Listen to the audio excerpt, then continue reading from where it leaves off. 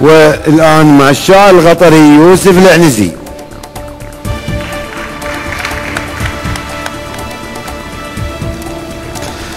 السلام عليكم ورحمة الله وبركاته.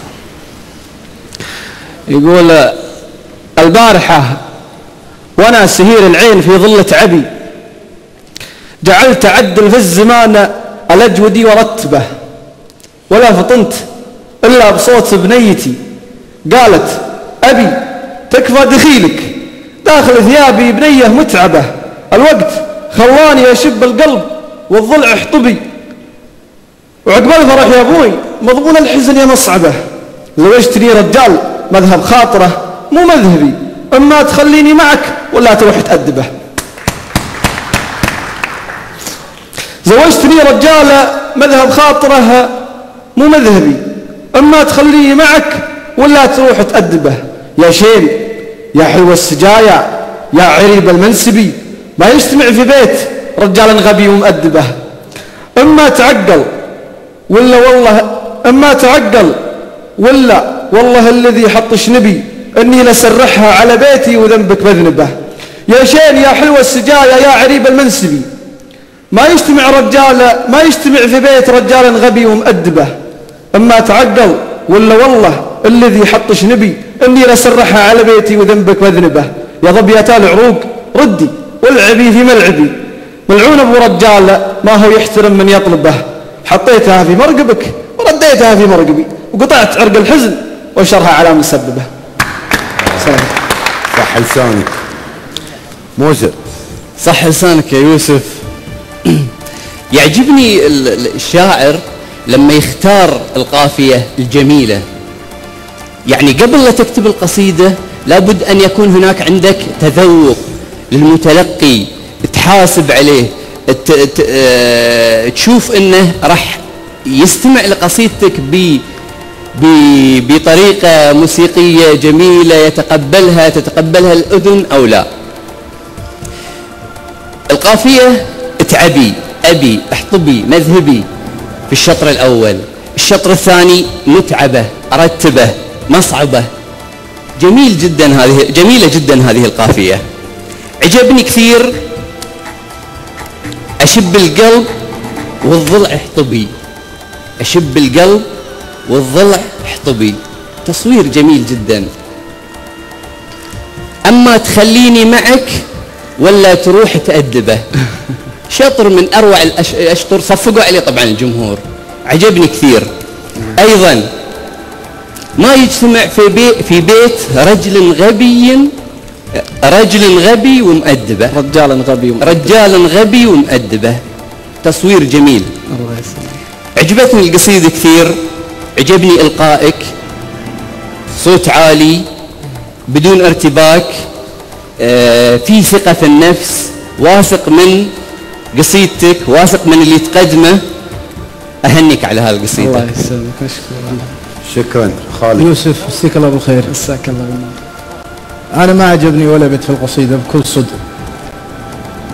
عجبتني القصيدة كلها بكل ما تحت من جمال. الله يسلمك.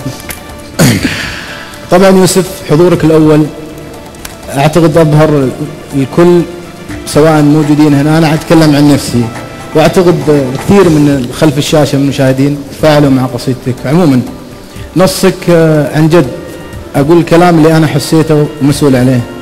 قصيدتك قمة الروعة في الجمال والتصوير من البداية إلى النهاية، لدرجة أني ما قدرت أختار بيت وأقول عجبني، لأن فعلا عجبتني القصيدة كاملة.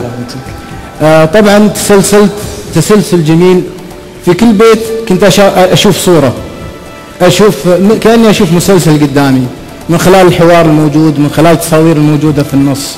طبعا المشاهد كلها كلها بمشاهدها جميلة. طبعا الغافية مثل ما قال أخوي موسى عطت جرس موسيقي جميل، يعني يمكن مع المفردة وجمال المفردة أعطتها جمال آخر. طبعا أنا أقول لك قبل أقول لك كلمة أخيرة، أقول لك فقط ملاحظتي أنك لو خدمت النص بإلقائك كنت هدوء شوي. طبعا يحسب لك حضورك الأول ويشفع لك حضورك الأول كإلقاء، طبعا إلقائك جميل، فقط لو كان في نوع من التأني. أنا أقول لك شكرا لهذا الجمال، شهادتي فيك مجروحة بحضورك، شكرا لك، شكرا عليك. الله يعطيك العافية. خالد مشكور. يا مرحبا يا يوسف. الله يرحبك. الله يحييه. الله يهديك. كيف حالك؟ الله يسلمك. سعيدين بتواجدك معنا. وانا اسعد. وش يقول الشطر الاول؟ البارحة وانا اسير العين في ظلة عبي. الظل متى يجي؟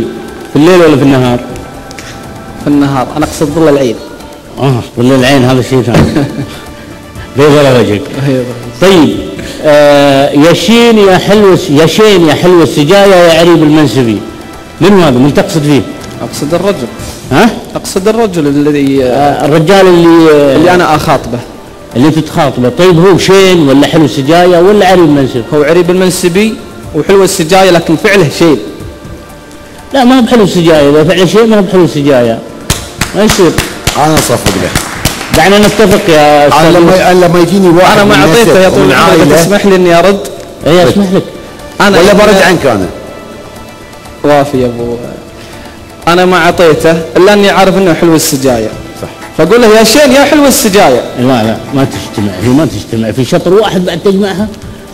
على الاقل لو فرقتها في اول القصيده وطبع في اخر القصيده كان ممكن تمر، لكن تجمعها في شطر واحد. يا شين تقول لي يا حلو السجايا وبعدين يا عريب المنسب. هذا شيء ثاني. البيت السادس لو تكرمت. نعم. اما تعقل ولا والله الذي يحط شنبي. ايوه كمل الشطر الثاني. اميل اسرحها على بيتي وذنبك بذنبه. وذنبك بذنبه. وش تقصد بالكلمه هذه؟ ذنبك اني يعني اني سرحتها انه طلقها. الكلمه المفرده هذه اخر مفرده يعني. ذنبك بذنبه؟ اي يعني ذنبك ذنب مثلا تقصد؟ لان المفرده هذه تحتمل تاويل. اشكرك. الله يسلمك. تحياتي لك. انا كنت خايف منك لكن الحمد لله. يلا. حضورك جميل يا الله يسلمك يوسف. هو فعلا. الشاعر محمد